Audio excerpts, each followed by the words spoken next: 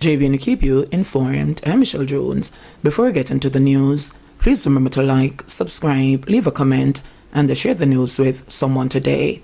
Now on to the news. 2 killed in latest March Pen Road gun attack as tensions rise. Another night, another shooting, and the community of March Pen Road is once again at the center of Jamaica's long-running violence crisis. A 32-year-old laborer, Damon Duncan, was killed, and a woman who was being treated in hospital succumbed to her injuries after a gun attack rocked the Spanish Town community late Friday night. Police still have no clear motive, but residents say the atmosphere in the area has been tense for weeks. Let's be real, this isn't an isolated incident. March Pen Road has seen a wave of recent shootings, enough for police to impose curfews, trying to clamp down on retaliation cycles and street-level conflict, but the violence keeps pushing through the cracks. According to reports, around 8:45 p.m., residents heard loud explosions, what they now know were gunshots, and raised an alarm. By the time the police arrived, both victims were found on the scene suffering from multiple gunshot wounds. They were rushed at the Spanish Town Hospital. Duncan didn't make it.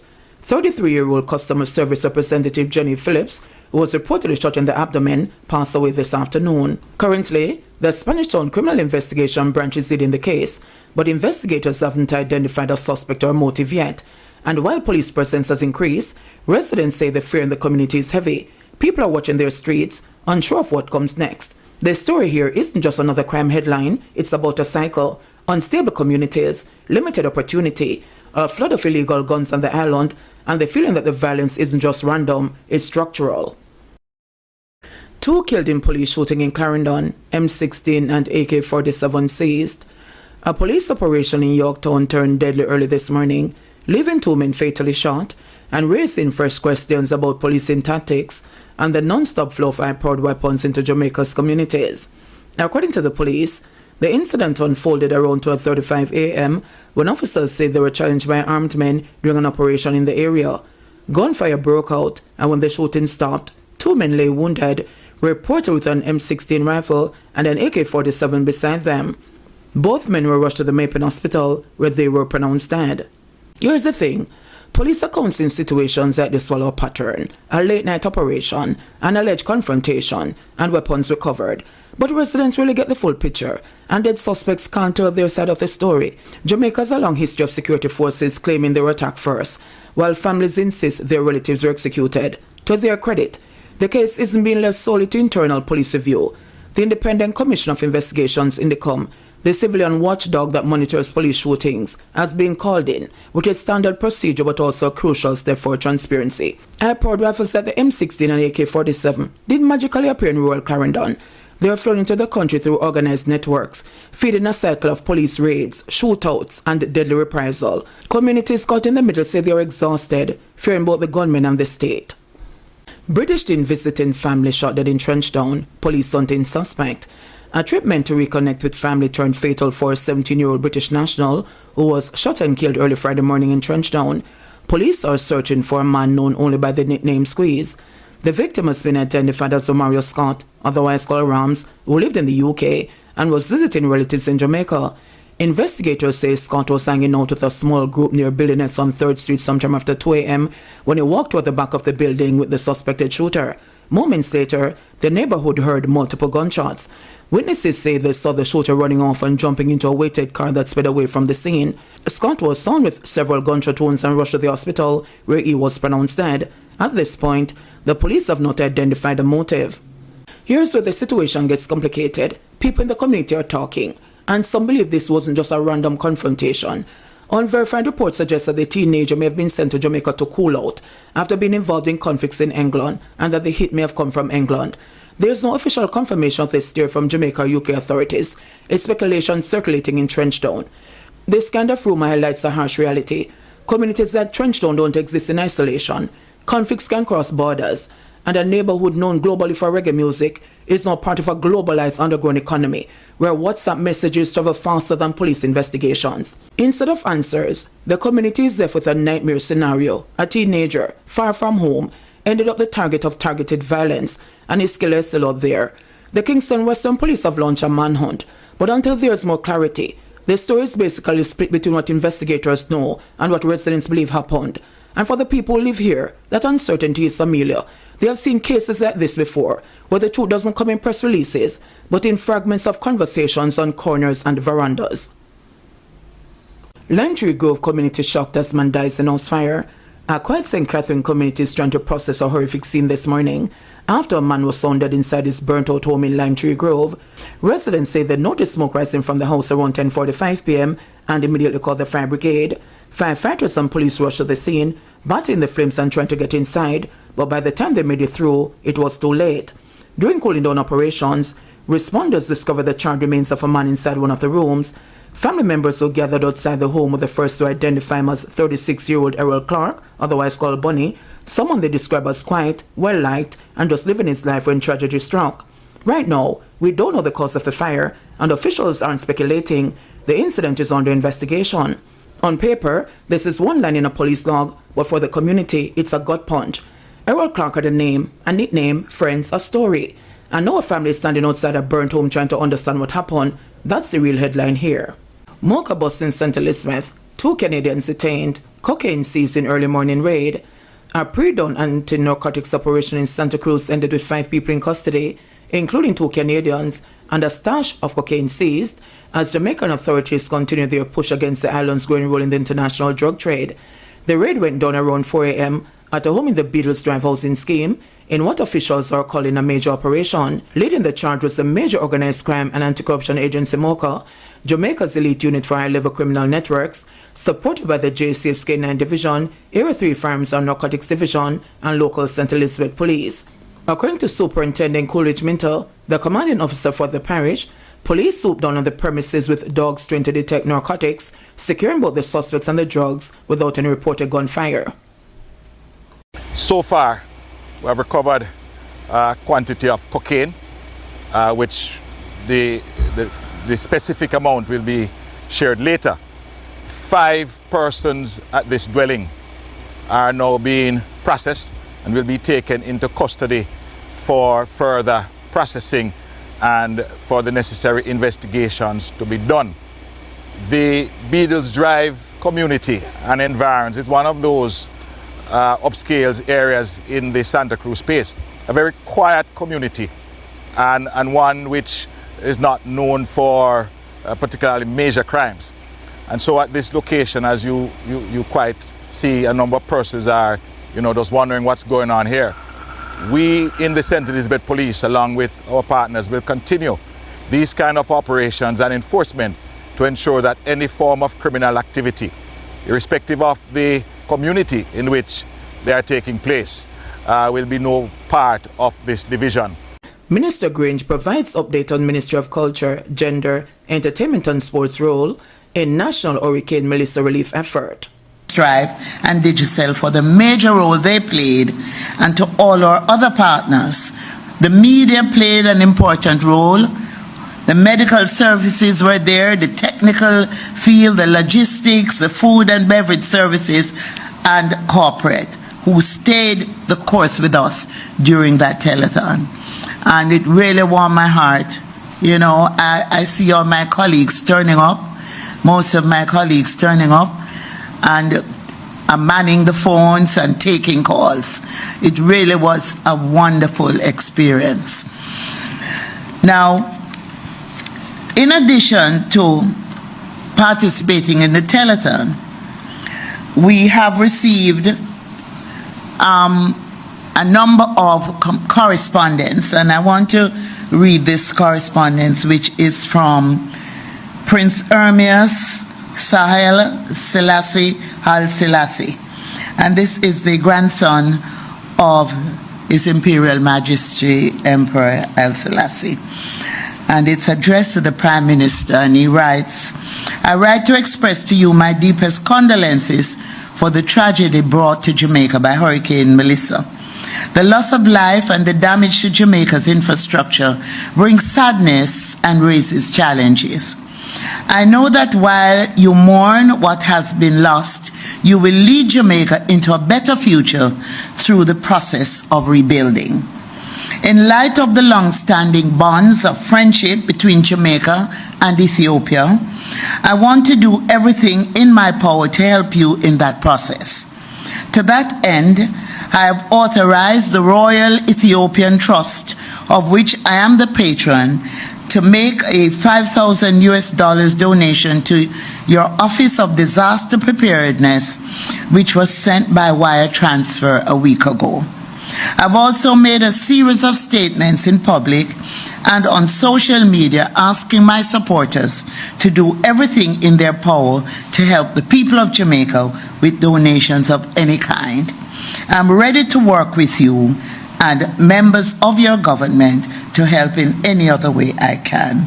My thoughts and prayers are with you. With warmest regards. And that's correspondence from Prince Ermias, the grandson of His Imperial Majesty Haile Selassie. I also want to indicate here that a number of Jamaicans in Hollywood, number of Jamaican actresses, producers and directors, and those who are just friends of Jamaica, they've also launched a campaign to raise funds towards our relief program. Those include comedian Orlando Jones, director-producer Benny Boom, John Buffalo Mailer, Dallas Jackson, among others. Now, I'm pleased to announce that we have been in discussion with several organizations and Friends of Jamaica in major diaspora cities and even diverse places without a large Jamaican population who are keen on staging I Love Jamaica concerts in their locale.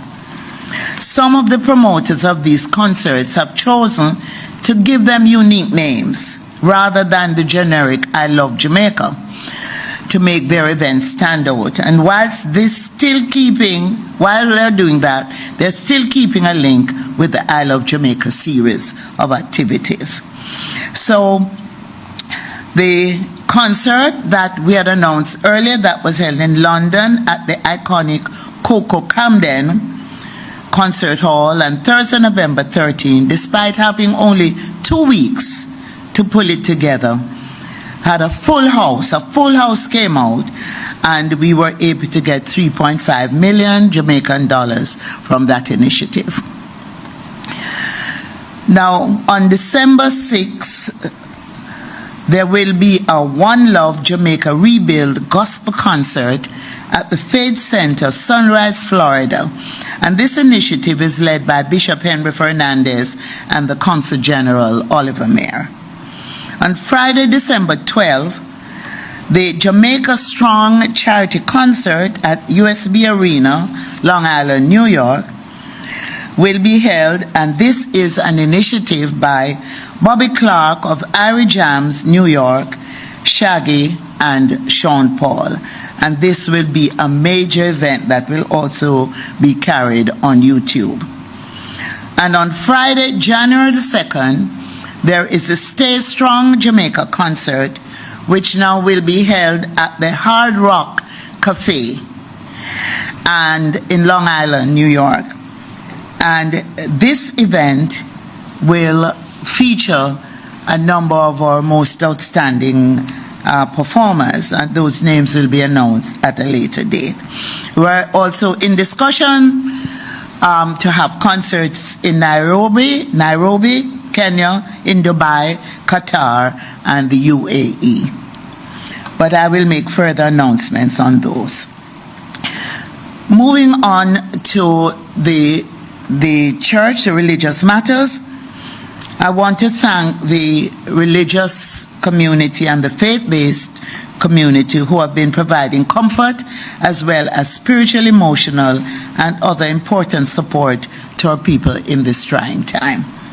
In keeping with the responsibility that was given to my ministry to mobilize the religious and faith-based communities to support Jamaica's relief activities, I assembled the National Religious and Faith-Based Hurricane Task Force. And this task force is being coordinated by Dr. the Honorable Bishop Hera Blair. And he is supported and assisted by Bishop Bengucci.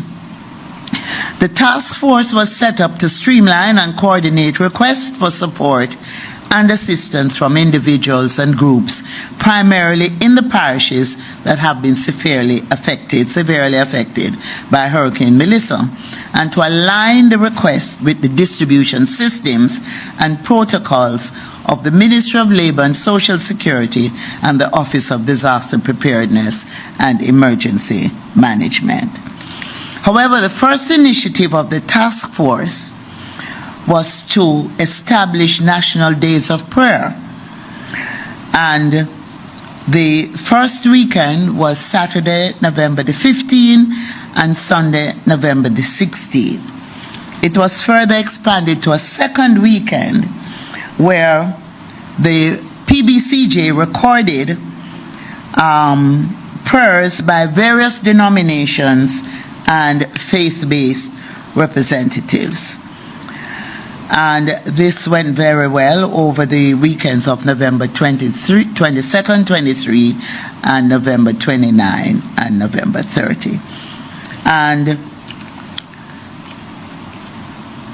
the religious and faith-based organizations have been doing their part in the national relief effort, and I really want to thank them again.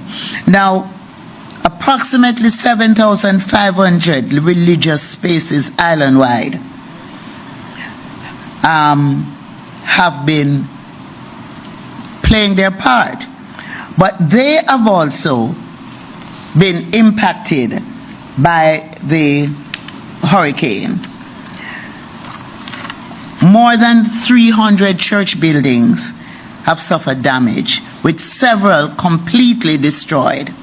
Nonetheless, in every parish, congregations have continued to serve faithfully. I will now move on to the National Registry of Volunteers, which was established.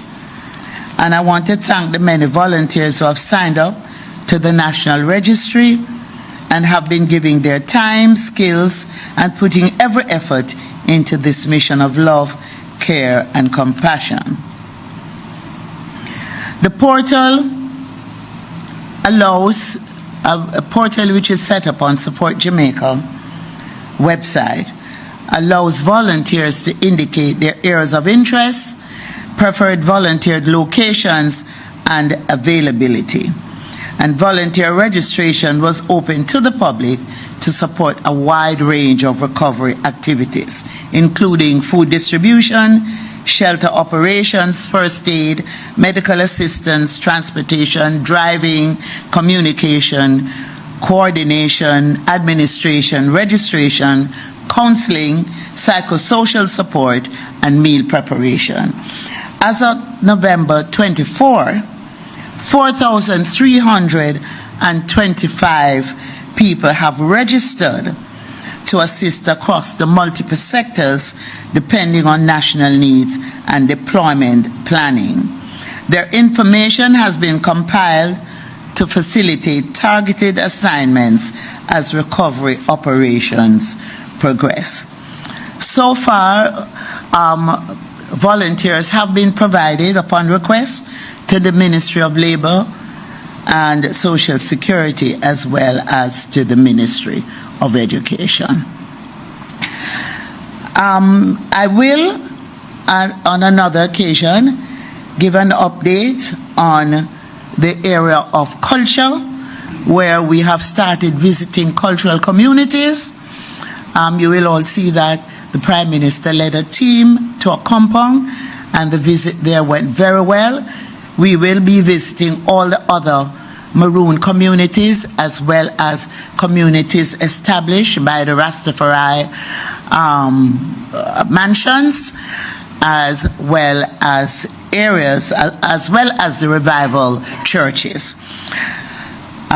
So that update will be provided at another time. I just want to indicate that my area of culture, gender, entertainment, and sport is sort of the areas that create that connection between people. And I have witnessed a spirit of unity, and I'm really happy to say that unity is alive and well in Jamaica. And I want to thank all those who have come on board to make sure that we are true to our motto, out of many, one people. Thank you so much. JBN will keep you informed. Please remember to subscribe, like, share, leave us a comment, and click the notification bell to receive our daily news items.